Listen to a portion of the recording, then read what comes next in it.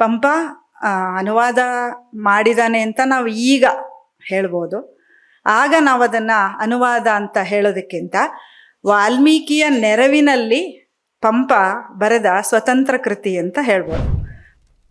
ನಾನು ಶಿವಪ್ರಕಾಶರ ಸಮಕಾಲೀನರಲ್ಲದಿದ್ರೂ ಕೂಡ ಸಮಕಾಲೀನ ಕಾವ್ಯ ಮತ್ತು ನಾಟಕವನ್ನು ಅವರಷ್ಟು ಪ್ರಭಾವಿಸಿರುವವರು ಪ್ರಾಯಶಃ ಇನ್ನೊಂದು ಹೆಸರು ನಮಗೆ ಕಾಣೋದಿಲ್ಲ.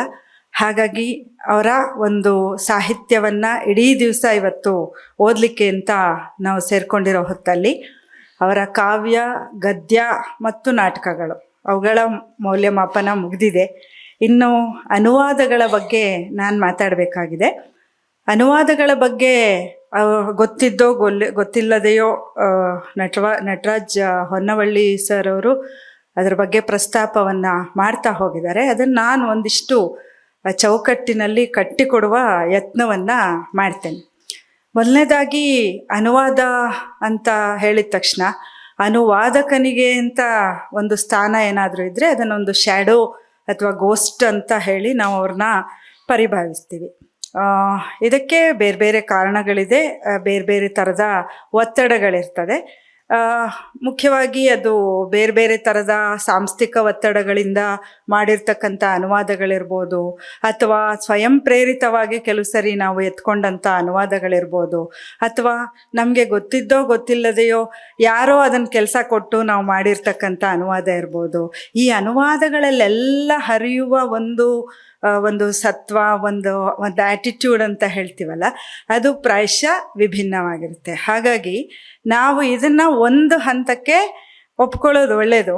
ಅವರು ಅನುವಾದ ಅನ್ನೋದನ್ನು ಒಂದು ಸಾಂಸ್ಥಿಕವಾಗಿ ಮಾಡ್ತಿದ್ದಾರಾ ಅಥವಾ ತಮ್ಮ ಬೇರೆ ಇನ್ಯಾವುದೋ ವಿಸ್ತರಣೆಗೋಸ್ಕರ ಮಾಡ್ತಾ ಇದ್ದಾರಾ ಅಂತ ಒಂದು ಸಣ್ಣ ಸರಳ ಪ್ರಶ್ನೆಯನ್ನು ಕೇಳಿಕೊಂಡ್ರೆ ನಮಗೆ ಶಿವಪ್ರಕಾಶ್ ಅವರು ಯಾವ ಹಂತದ ಅನುವಾದಕ ಅನ್ನೋದು ಪ್ರಾಯಶಃ ಮೊದಲ ಹಂತಕ್ಕೇ ಉತ್ತರ ಸಿಗತ್ತೆ. ಅವರು ಖಂಡಿತವಾಗಿ ಈ ಒಂದು ಶ್ಯಾಡೋ ಅನ್ನೋ ಒಂದು ಹಂತವನ್ನು ಮೀರಿ, ನಟರಾಜ್ ಹೊನ್ನವಳ್ಳಿ ಅವ್ರ ಹೆಸರನ್ನು ಯಾಕೆ ಹೇಳಿದೆ ಅಂದರೆ ಅವ್ರು ಪದೇ ಪದೇ ಅದನ್ನು ಪ್ರಸ್ತಾಪಿಸ್ತಾ ಇದ್ರು. ನಾವು ಏನನ್ನು ಸೃಜಿಸಬಹುದು ಅಂತ ಶಿವಪ್ರಕಾಶ್ ಸದಾ ಒಂದು ತುಡಿತಾ ಇರುತ್ತೆ ಅವ್ರಿಗೆ. ಅದು ಹೊರಗಿನ ಸಾಮಾನು ಇರ್ಬೋದು, ಒಳಗಿನ ಸಾಮಾನು ಇರ್ಬೋದು. ಆ ಸಾಮಾನುಗಳನ್ನು ಬಳಸಿ ನಾನು ಏನು ಮಾಡ್ತೀನಿ ಅನ್ನೋದು ಅವರಿಗೆ ಸೃಜನಶೀಲವಾದ ಒಂದು ಸವಾಲು. ಆ ಸವಾಲನ್ನು ಅವರು ಅನುವಾದಗಳ ಮೂಲಕನೂ ಎತ್ಕೋತಾರೆ ಅನ್ನೋದು ನನಗೆ ತುಂಬ ಮುಖ್ಯವಾಗಿ ಕಾಣಿಸುತ್ತೆ. ಶಿವಪ್ರಕಾಶ್ ಸಾಹಿತ್ಯವನ್ನು ಗಮನಿಸಿದ್ರೆ ಅವರು ಮನುಷ್ಯ ಹೇಗೆ ಆಜಾನುಬಾಹುವಾಗಿದ್ದಾರೋ ಅವರ ಸಾಹಿತ್ಯವೂ ಕೂಡ ಅಷ್ಟೇ ವಿಸ್ತಾರವಾಗಿದೆ. ಬೇರು ಬಿಳಲುಗಳು ಚಾಚಿರ್ತಕ್ಕಂಥ ಒಂದು ಆಲದ ಮರದ ಥರದಲ್ಲಿ ಅವರ ಸಾಹಿತ್ಯವನ್ನು ಅವ್ರು ರಚನೆ ಮಾಡಿ ಮಾಡಿ ಮಾಡಿ ಕೈ ಬಿಟ್ಟಿದ್ದಾರೆ.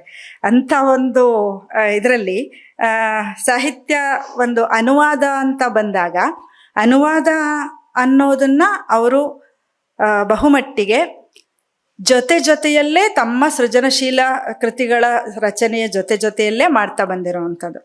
ಅದನ್ನು ಒಂದು ಪಾಸ್ ಟೈಮ್ ಅಂತಾಗಲಿ ಅಥವಾ ಅದನ್ನು ಬೇರೆ ಇನ್ಯಾವುದೋ ರೀತಿ ಅಂತಾಗಲಿ ಅವರು ಅದನ್ನು ತಗೊಂಡಿಲ್ಲ. ಅದನ್ನು ನಾನು ಯಾಕೆ ಹೇಳ್ತಾ ಇದ್ದೀನಿ ಅಂದರೆ ಇದೊಂದು ಕನ್ನಡದ ಮಟ್ಟಿಗೆ ಒಂದು ನೆಗೆಟಿವ್ ಟರ್ಮಿನಾಲಜಿ ಅಲ್ವೇ ಅಲ್ಲ.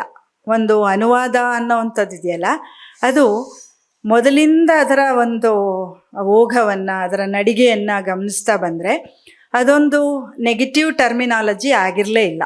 ಕನ್ನಡದ ಮಟ್ಟಿಗೆ ಹೇಳಬೇಕಂದ್ರೆ ಕನ್ನಡದ ಪರಂಪರೆಯಲ್ಲಿ ಏನು ಅನಂತಮೂರ್ತಿಯವ್ರು ಹೇಳ್ತಾರೋ ಜೀರ್ಣಾಗ್ನಿ ಅಂತ, ಆ ಜೀರ್ಣಾಗ್ನಿ ತುಂಬ ಚೆನ್ನಾಗಿತ್ತು ಅಂತ ಹೇಳ್ಬೋದು.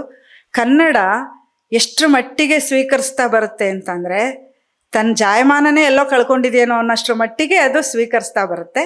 ಆದರೆ ಅಲ್ಲಿ ಎಲ್ಲೋ ಒಂದು ಕಡೆಗೆ ಕನ್ನಡದ ಒಂದು ಸತ್ವವನ್ನು ಅದು ಉಳಿಸ್ಕೊಳ್ಳುತ್ತೆ. ಹಾಗಾಗಿ ನಮ್ಮ ಆದಿಕವಿ ಪಂಪನನ್ನೇ ಉದಾಹರಣೆ ತೆಗೆದುಕೊಳ್ಬೇಕು ಅನ್ನೋದಾದರೆ, ಪಂಪ ಅನುವಾದ ಮಾಡಿದಾನೆ ಅಂತ ನಾವು ಈಗ ಹೇಳ್ಬೋದು. ಆಗ ನಾವು ಅದನ್ನು ಅನುವಾದ ಅಂತ ಹೇಳೋದಕ್ಕಿಂತ ವಾಲ್ಮೀಕಿಯ ನೆರವಿನಲ್ಲಿ ಪಂಪ ಬರೆದ ಸ್ವತಂತ್ರ ಕೃತಿ ಅಂತ ಹೇಳ್ಬೋದು.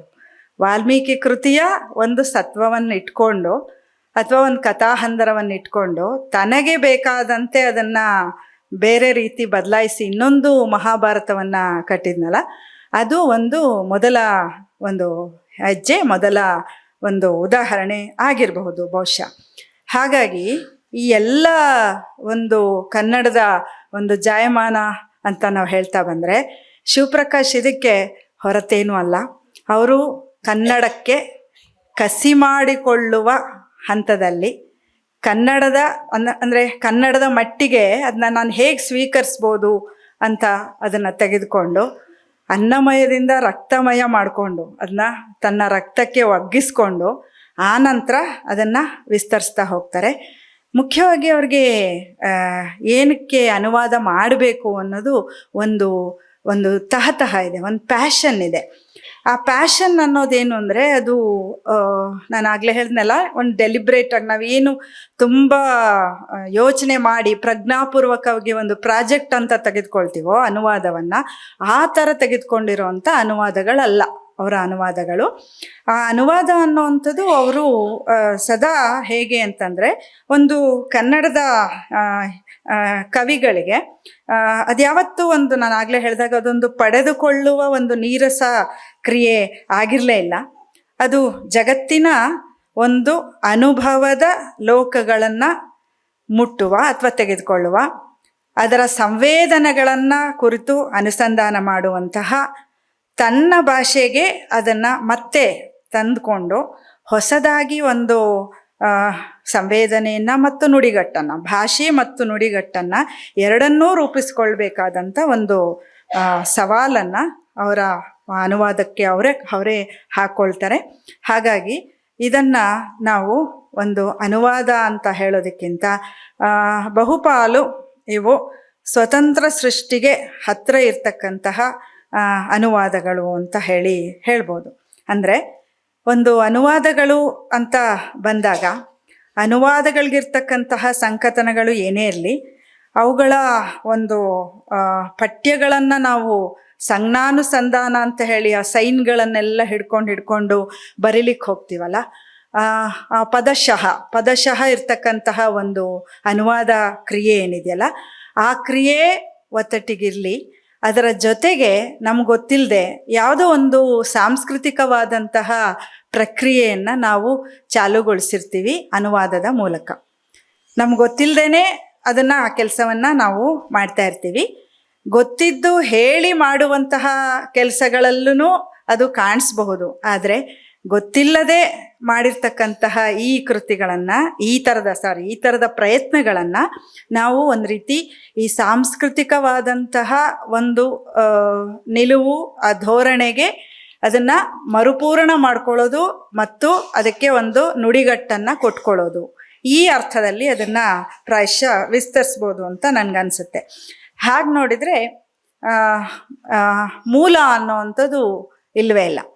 ಅದರಲ್ಲೂ ಶಿವಪ್ರಕಾಶ್ ಬರೆಯೋದು ಕಾವ್ಯ ಮತ್ತು ನಾಟಕ, ಈ ಎರಡು ಜಾನರ್ಗಳನ್ನ ಅವರು ತುಂಬ ಪ್ರಧಾನವಾಗಿ ತೆಗೆದುಕೊಂಡಿದ್ದಾರೆ.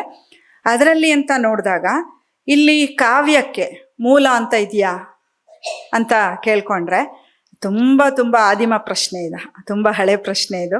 ಹಾಗೆ ಸರ್ ಹೇಳ್ತಾ ಇದ್ರು ನಾಟಕಕ್ಕೆ ಮೂಲ ಅಂತ ಇದೆಯಾ ಅಂತ ನೋಡಿದ್ರೆ, ಯಾರೋ ಎಲ್ಲೋ ಕೇಳಿರೋ ಕತೆ, ಯಾರೋ ಎಲ್ಲೋ ಹಾಡಿರುವ ಹಾಡು ನಮ್ಮ ಕವಿತೆ ಆಗಬಾರ್ದೇಕೆ? ಆಗಬೇಕು. ಹಾಗೆ ಆಗ್ತಾ ಹೋದಾಗ ಅದಕ್ಕೆ ಈ ಕಾಪಿರೈಟಿನ ಮೂಲ ಅನ್ನೋದನ್ನು ನಾವು ತೆಗೆದು ಒಂದೊಂದು ಪದವನ್ನು ಪಕ್ಕದಲ್ಲಿಟ್ಟು ಈ ಥರ ಮಾಡ್ಬೋದಾ ಅಂತ ಒಂದು ಡಿಸೆಕ್ಷನ್ ಟೇಬಲಲ್ಲಿ ಅವುಗಳನ್ನ ಕೊಚ್ಚಿ ಹಾಕೋದಕ್ಕಿಂತ ಈ ಥರದ ಯಾವುದೋ ಒಂದು ಕ್ರಿಯೆ ನಮಗೆ ಒಂದು ಬೇರೆದೇ ಆದಂಥ ಟೆಕ್ಸ್ಟ್ಗಳನ್ನು ರೂಪುಗೊಳಿಸ್ಕೊಳ್ಳೋಕ್ಕೆ ನಮ್ಗೆ ಅವಕಾಶ ಕೊಟ್ಟಿದೆ ಅಂತ ನನಗೆ ಅನಿಸುತ್ತೆ. ಅಂದರೆ ಸೃಜನಶೀಲ ಬರವಣಿಗೆ ಕೂಡ ಅದು ಪ್ರಾರಂಭ ಆದಾಗ ಬೇರೊಂದರ ಸತ್ವಗಳನ್ನು ಅದು ಬಳಸ್ಕೊಂಡೇ ಅದು ಸೃಜನಶೀಲವಾಗಿರುತ್ತೆ ಅನ್ನೋದನ್ನು ಒಂದು ವಾದವನ್ನು ಹಿಡ್ಕೊಂಡು ಹೋದರೆ, ಶಿವಪ್ರಕಾಶರು ಒಬ್ಬ ಸೃಜನಶೀಲ ಬರಹಗಾರರಾಗಿ ಅನುವಾದವನ್ನು ಸ್ವೀಕರಿಸ್ತಾ ಹೋಗ್ತಾರೆ. ತಮ್ಮ ಅನುಭವಗಳ ವಿಸ್ತರಣೆ ಹಾಗೂ ತಮ್ಮದೊಂದು ಭಾಷೆಯ ಒಂದು ಈಡಿಯಮ್ಗಳನ್ನು ಚೇಂಜ್ ಮಾಡ್ಕೊಳ್ಳಿಕ್ಕೆ ಅವರು ಸದಾ ಒಂದು ಪ್ರಯತ್ನ ಮಾಡ್ತಾ ಇರ್ತಾರೆ. ನೋಡಿ, ಕವಿಗೆ ಎರಡು ಕೆಲಸ ಇರುತ್ತೆ. ಒಂದು ಒಳಗಿನ ಭಾವನೆ ಇರುತ್ತಲ್ಲ, ಭಾವನೆಯನ್ನು ಒಂದು ಬೇರೆದೇ ಥರದ ಲೋಕದೃಷ್ಟಿಯನ್ನಾಗಿ ಮಾಡಿ, ಒಂದು ತತ್ವವನ್ನಾಗಿ ಮಾಡಿ, ಅದನ್ನು ಮೂಸೆಯಲ್ಲಿ ಹಾಕಬೇಕಾದಂಥ ಒಂದು ಯಾವುದೋ ಒಂದು ಕ್ರಿಯೆ ಇರುತ್ತೆ. ಆ ಕ್ರಿಯೆಯನ್ನು ಆತ ಬಹುಶಃ ಪ್ರಜ್ಞಾಪೂರ್ವಕವಾಗಿ ಮಾಡಲಾರ. ಆದರೆ ಒಂದು ವ್ಯವಸಾಯ ಅಂತಿರುತ್ತಲ್ಲ, ನಾವು ಬರವಣಿಗೆ ಮಾಡಬೇಕಾದಾಗ ಒಂದು ಕೈ ಕುತ್ಕೋಬೇಕಾಗತ್ತೆ. ನಾವು ಅದನ್ನು ಕೈ ಕುತ್ಕೊಳ್ಳೋದು ಅಂತಂದರೆ ಅದರಲ್ಲಿ ನೀವು ಎಷ್ಟು ಮಟ್ಟಿಗೆ ಕೆಲಸ ಮಾಡ್ತಾ ಹೋಗ್ತೀರಾ, ಭಾಷೆಯನ್ನು ಎಷ್ಟರ ಮಟ್ಟಿಗೆ ನೀವು ಒಳಗೊಳ್ತಾ ಹೋಗ್ತೀರಾ, ಎಷ್ಟರ ಮಟ್ಟಿಗೆ ಅದನ್ನ ಉಪಯೋಗಿಸ್ತಾ ಹೋಗ್ತೀರಾ, ಅದು ನಿಮಗೆ ಬೇರೆ ಥರದ ಒಂದು ಕುಶಲ ಕೆಲಸವನ್ನು ನಿರ್ದೇಶಿಸ್ತಾ ಇರುತ್ತೆ. ಅದಕ್ಕೆ ನಿಮಗೆ ಈ ಪ್ರಾಕ್ಟೀಸ್ ಅನ್ನೋದಕ್ಕೆ ಬಹುಶಃ ನಾವು ಬೇರೆಯವ್ರನ್ನ ನೋಡಬೇಕು.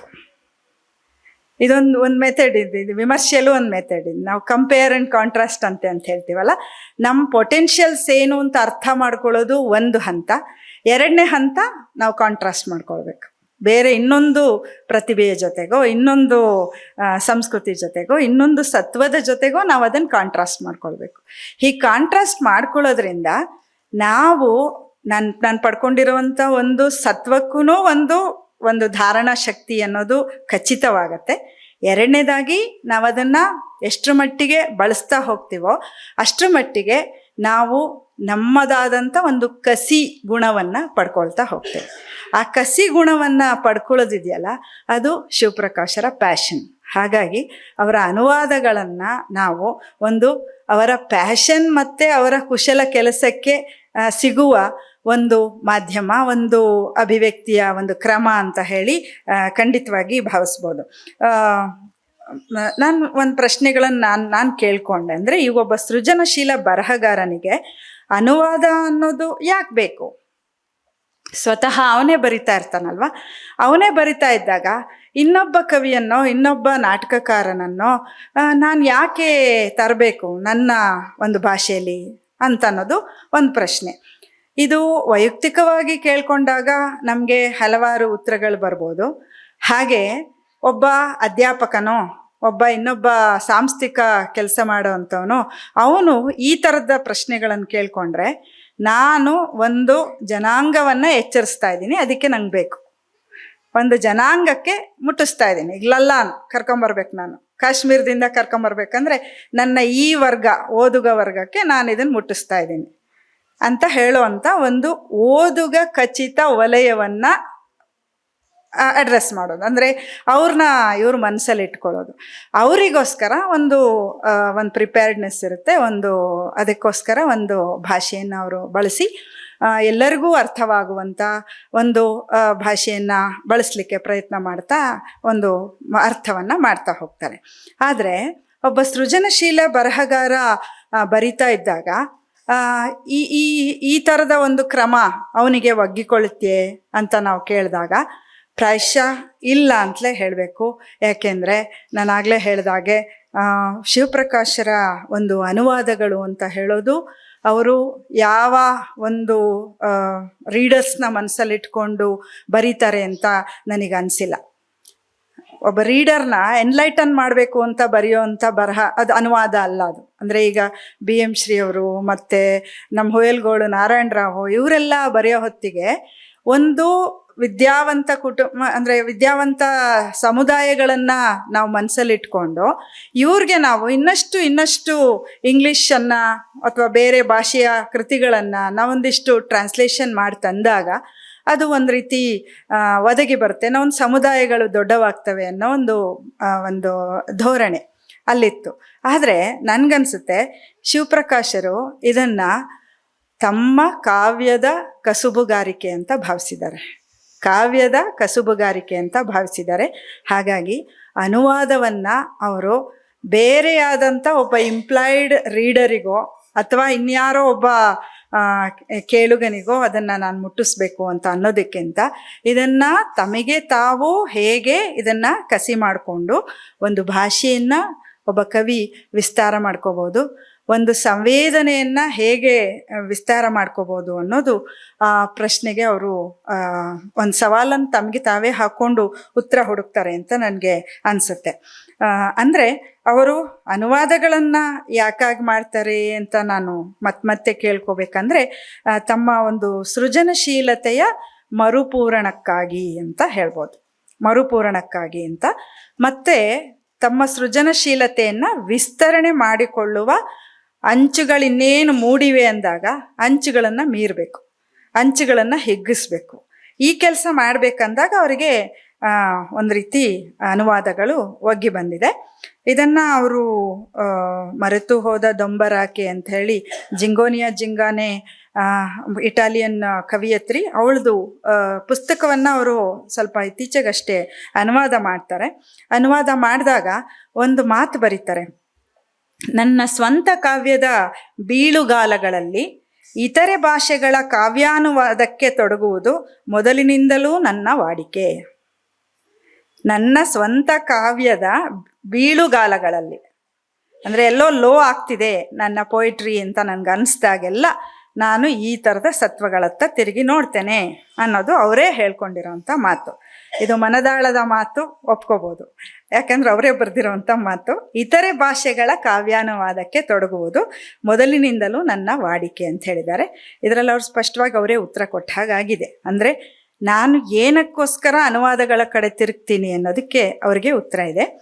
ಈ ಬಯಕೆಯ ಒಂದು ತುಡಿತ ಏನಿದೆಯಲ್ಲ, ಆ ತುಡಿತವನ್ನು ಅವರು ನಿಧಾನವಾಗಿ ತಮ್ಮ ಎಲ್ಲ ಅನುವಾದಗಳಲ್ಲಿ ಮಾಡ್ತಾ ಹೋಗ್ತಾರೆ ಅಂತ. ಮುಖ್ಯವಾಗಿ ಕನ್ನಡ ಕಡಿಮೆ ಆಗಿದೆ ಅಂತಲ್ಲ, ಕನ್ನಡ ಭಾಷೆಯಲ್ಲೋ ಕೊರತೆ ಆಗಿದೆ ಅಂತಲ್ಲ, ಇದು ಪ್ರತಿ ಕವಿಗೂ ಬರುವಂಥ ಯಾವುದೋ ಒಂದು ಮೆನೋಪಾಸಿನ ಒಂದು ಹಿಕಪ್ಸ್ ಅಂತ ಹೇಳ್ಬೋದಿವು. ಯಾಕೆಂದರೆ ಎಲ್ಲೋ ಒಂದು ಕಡೆ ಬರಿತಾ ಬರಿತಾ ಬರಿತಾ ಜಾನರ್ ಚೆನ್ನಾಗಿ ಕೈ ಕೂತು ಬಿಡುತ್ತೆ, ಚೆನ್ನಾಗಿ ಅದ್ರ ಹೇಳಿದ ತಕ್ಷಣ ಇದೇ ಥರ ಹೇಳ್ಬೇಕಂತ ಬಂದ್ಬಿಡುತ್ತೆ.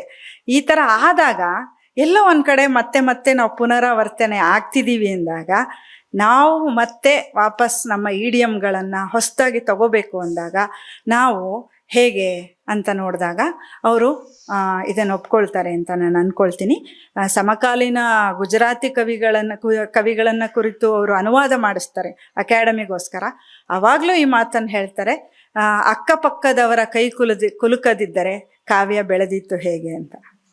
ಅಕ್ಕಪಕ್ಕದವರ ಕೈ ಕುಲುಕದಿದ್ದರೆ ಯೇಸುಕ್ರಿಸ್ತ ಹೇಳಿದ್ದು, ನೆರೆಹೊರೆಯವರನ್ನು ಪ್ರೀತಿಸು, ಜಾಸ್ತಿನೇ ಪ್ರೀತಿಸ್ಬೇಕು ಅನುವಾದದಲ್ಲಿ. ಯಾಕೆಂದರೆ ಅನುವಾದಗಳನ್ನು ತಗೋಬೇಕಂದ್ರೆ ನಾವು ಹೆಚ್ಚು ಪ್ರೀತಿಸ್ಬೇಕು ಅಂದಾಗ ತೆರ್ಕೊಂಡಾಗ ನಮಗೆ ಏನೋ ಒಂದು ಸಿಕ್ಕತ್ತೆ. ಅದನ್ನೇ ನಾವು ಬೇರೆ ರೀಫ್ರೇಸ್ ಮಾಡಲಿಕ್ಕೆ ಅವಕಾಶ ಇದೆ. ನನಗೆ ಗೊತ್ತಿದೆ ಆ ಸತ್ಯ ಏನು ಅಂತ ಗೊತ್ತಿರುತ್ತೆ, ಆದರೆ ಗೊತ್ತಿರೋದನ್ನು ಮತ್ತೆ ರೀಫ್ರೇಸ್ ಮಾಡಬೇಕಲ್ಲ. ಇದು ಒಬ್ಬ ತುಂಬ ದೊಡ್ಡ ಕವಿಯ ಇನ್ನೊಂದು ಸಮಸ್ಯೆ. ಅವನ ಪಾಪ್ಯುಲಾರಿಟಿ, ಅವನ ಬರವಣಿಗೆ ಎಲ್ಲವನ್ನು ಒತ್ತಟ್ಟಿಗೆ ಇಟ್ಬಿಡಿ, ಆದರೆ ಅವನು ಚಡ್ಪಡಿಸ್ತಾ ಇರ್ತಾನೆ, ಒಳಗಡೆ ಚಡ್ಪಡಿಸ್ತಾ ಇರ್ತಾನೆ. ನನಗೆ ಒಂದು ಇಡಿಯಮ್ ಸಿಗ್ಲಿಲ್ವಲ್ಲ, ಮತ್ತೆ ಹೊಸದೇನೋ ಹೇಳಬೇಕಲ್ಲ ಅಂತ ನಾವು ಅವ್ರನ್ನ ಸಮಗಾರ ಭೀಮವನಿಗೆ ಕಟ್ಟಿ ಹಾಕ್ತಾ ಇರ್ತೀವಿ. ಆದರೆ ಅವರು ಸಮಗಾರ ಭೀಮವನನ್ನು ಬಿಟ್ಟು ಇನ್ನೂ ಮತ್ತೇನೇನಾದರೂ ಬೇರೆ ಥರದ ಕರಿಕಾಲಮ್ಮೆನೋ ಅಥವಾ ಇನ್ನೊಬ್ಬರ ಹತ್ರನೋ ಅಕ್ಕನ ಹತ್ರನೋ ಮತ್ತೆ ಹೋಗೋಣ, ನಾನು ಹೋದರೆ ನನಗೇನು ಸಿಗ್ಬೋದು ಅಂತ ಅವರು ರೀವಿಸಿಟಿಂಗ್ ಇದಿದೆಯಲ್ಲ, ಆಟಿಟ್ಯೂಡ್ ಇದೆಯಲ್ಲ, ಅದು ಅವರ ಒಂದು ಅನುವಾದಗಳ ಮೂಲ ಅಂತ ನನಗೆ ಅನಿಸಿದೆ. ಹಾಗೆ ಇಲ್ಲಿ ನಟರಾಜ್ ಸರ್ ಒಂದು 2 ಮಾತುಗಳನ್ನು ಹಾಡಿದರು.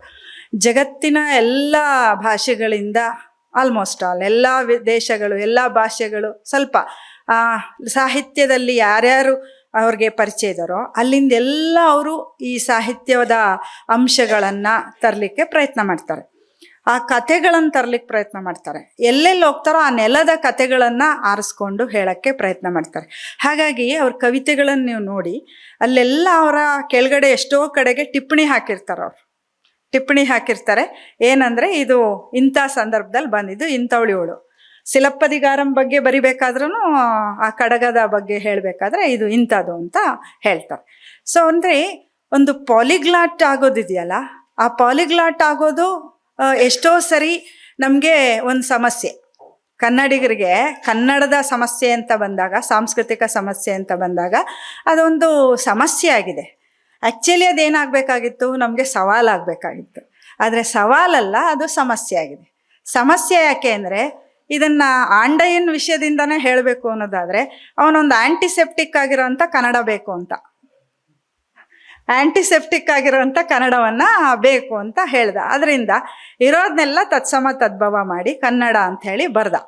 ಅದು ಅವನ ಗೊಂದಲ, ಅದಾದಮೇಲೆ ನೋಡಿ, ಬರ್ತಾ ಬರ್ತಾ ಏನಾಯಿತು ಅಂದರೆ, ನಾವು ಕನ್ನಡದ ಬಗ್ಗೆ ಹೆಮ್ಮೆಯನ್ನು ಬಳಸ್ಕೊಳ್ತಾ ಹೋದ ಹಾಗೆ ನಮ್ಮ ಒಂದು ಈ ಬಹು ಭಾಷೆಯ ಒಂದು ಅವ್ನು ಕೇಳೋದು, ಅವ್ರು ಓದೋದು, ಅವ್ರು ನೋಡೋದು ಅದೆಲ್ಲ ಕ್ಷೀಣಿಸ್ತಾ ಬಂದು ನಾವು ಪ್ಯೂರ್ ಕನ್ನಡಿಗಾಸ್ ಅಂತ ಹೇಳ್ಕೊಳ್ಳಿಕ್ಕೆ ನಾವು ಆಸೆ ಪಟ್ವಿ. ನೋಡಿ, ಏನಂದರೆ ಈ ಶುದ್ಧ ನೀರನ್ನು ಸಮೇತ ಯಾರು ಕುಡಿಯೋಕ್ಕಾಗಲ್ಲ. ನೀರು ಎಷ್ಟು ಬೇರೆ ಬೇರೆ ಏನೇನೋ ಮಿನರಲ್ಸು, ಮಣ್ಣು, ಕಲ್ಲು ಇವೆಲ್ಲ ಸೇರಿಕೊಂಡಿದ್ರೆ ಮಾತ್ರ ನೀರು ರುಚಿಯಾಗೋದು. ಶುದ್ಧ ನೀರನ್ನು ಕುಡಿಯೋಕ್ಕೆ ಬರಲ್ಲ, ಅದು ಪ್ರಯೋಗಕ್ಕೆ ಮಾತ್ರ. ಹಾಗಾಗಿ ನೋಡಿ, ನಾವೆಲ್ಲಿ ತಪ್ತಾ ಇರ್ತೀವಿ ಅಂದರೆ, ಪ್ರಾಕೃತವನ್ನು ಬಿಟ್ವಿ. ನಮಗಿವತ್ತೊಂದು ದೊಡ್ಡ ವಿದ್ವಾಂಸರ ಕೊರತೆ ಪ್ರಾಕೃತದಲ್ಲಿ ಕಾಣ್ತಾ ಇದೆ. ಪ್ರಾಕೃತ ಗೊತ್ತಿಲ್ಲದೆ ನಿಮ್ಮ ಎಷ್ಟೋ ಹಳೆಗನ್ನಡದ ಟೆಕ್ಸ್ಟ್ಗಳು ಡಿಕೋಡ್ ಆಗಲ್ಲ. ಮತ್ತು ಅವನ್ನೆಲ್ಲ ಇವತ್ತು ನಾವು ಮಿಸ್ಇಂಟರ್ಪ್ರೇಟ್ ಮಾಡ್ತಿದ್ದೀವಿ. ಇನ್ನೊಂದು ಅಪಾಯ ಏನಂದರೆ, ಇದೆಲ್ಲ ಸಂಸ್ಕೃತ ಪದಗಳು ಅಂತ ಹೇಳ್ತಾ ಇದ್ದೀವಿ. ಖಂಡಿತ ಅದಲ್ಲ, ಅದನ್ನು ಯಾರು ಇನ್ನೊಬ್ಬರು ಡಿಕೋಡ್ ಮಾಡಬೇಕಾಗಿದೆ.